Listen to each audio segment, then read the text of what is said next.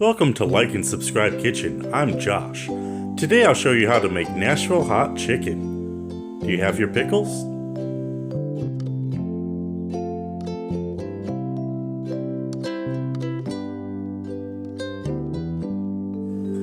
It's the night before, and step one of any good fried chicken happens tonight.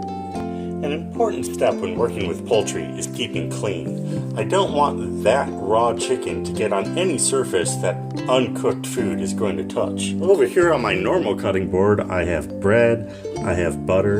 I'm going to cut vegetables on this. I don't want that raw chicken anywhere close to it. So I have a clean board just for the chicken. I'm also wearing gloves.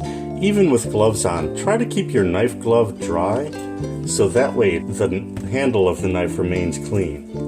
The first thing to do is to find that joint. Get your knife right in between and a nice, clean, even piece. Again, let's find that knuckle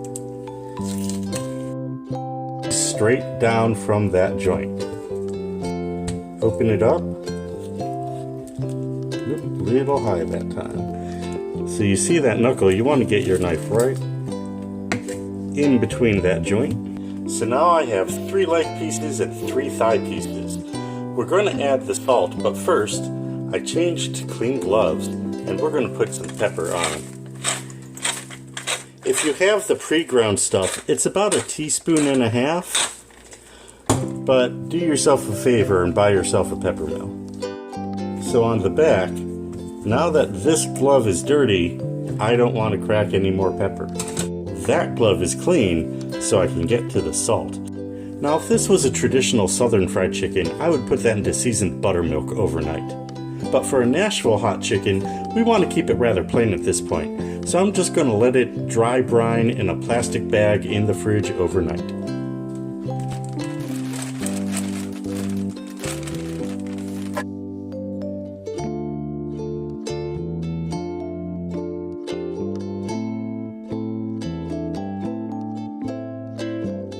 The first thing we need to do is get that oil hot. 325 is about right. So that is soybean oil, but to get the authentic southern experience, I'm going to add 1/2 pound of lard to that.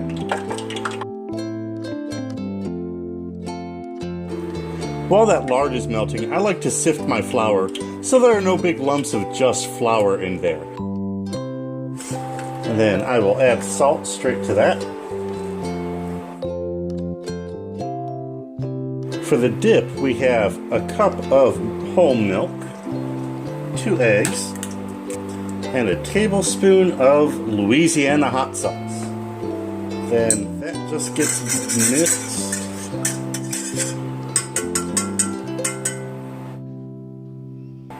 And then finally, in a larger bowl, I'll mix all the hot seasoning that we'll need later to finish the chicken.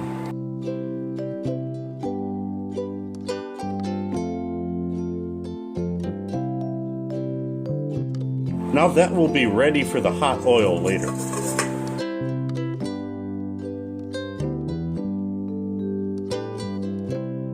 The secret here is to double dip. Try to keep one hand dry and one hand wet in this process.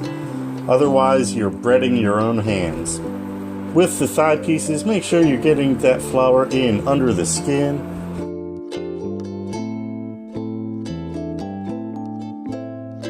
You're going to want the tallest sided pan you have because the water in the chicken will make that water bubble up once it's put in.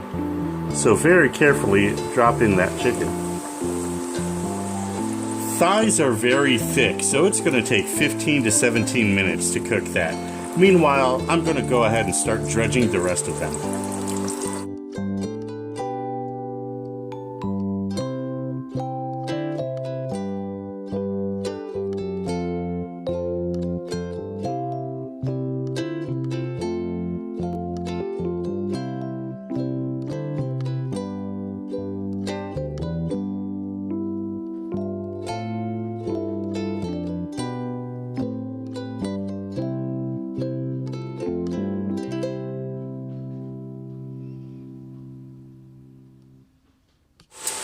That's starting to color nicely.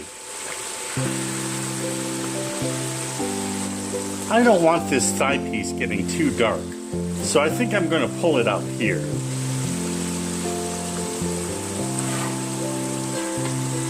The only certain way to check if the chicken is done is with a thermometer.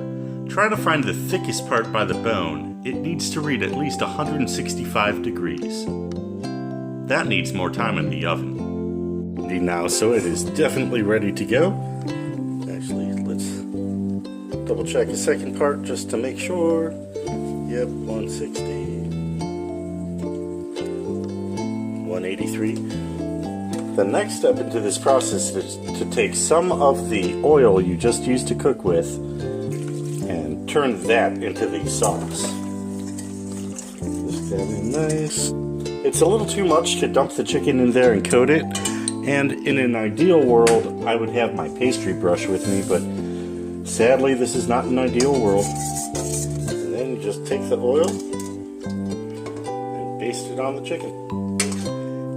The outside should absorb the sauce and still stay crispy in an ideal world.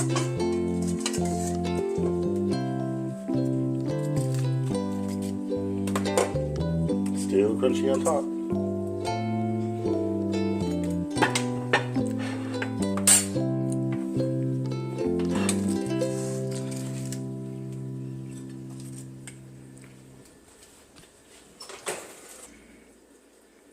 Hot.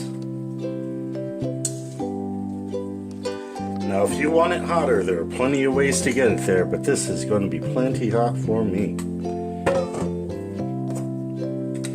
And the first one, it has absorbed that hot oil into its skin and is still crunchy on top. That is perfect. So I present to you Nashville Hot Chicken in its natural environment on a piece of white bread with some pickles. Chris Gibson, I'd like to thank you for your Patreon support and for requesting this recipe.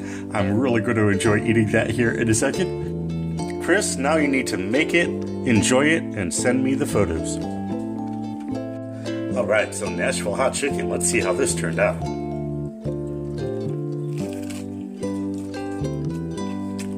That's pretty spicy, but it could have been hotter. Thank you for watching. If you learned something in this video, hit the like button and be sure to share it with your friends.